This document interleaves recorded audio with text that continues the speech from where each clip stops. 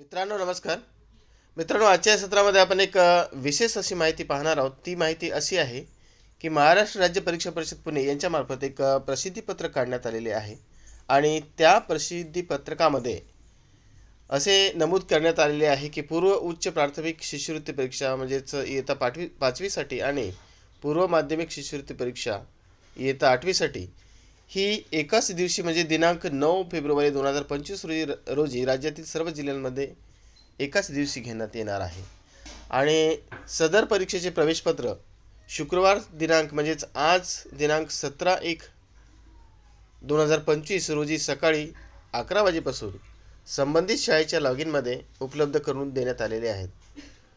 तरी सर्व शिक्षकांनी मुख्याध्यापकांनी प्रवेशपत्राची प्रिंट काढून तात्काळ सर्व विद्यार्थ्यांना वितरित करावे आणि सर्व परीक्षार्थी व पालक यांनी शाळा मुख्याध्यापकाकडून प्रवेशपत्र प्राप्त करून घ्यावे असे आवाहन या ठिकाणी या प्रसिद्धी पत्रकामार्फत करण्यात आलेले आहे. तरी मित्रांनो, तुम्ही सर्व तुमच्या परीक्षार्थी मित्रांना याची माहिती द्या आणि प्रवेशपत्र शाळेकडून उपलब्ध करून घ्या. धन्यवाद.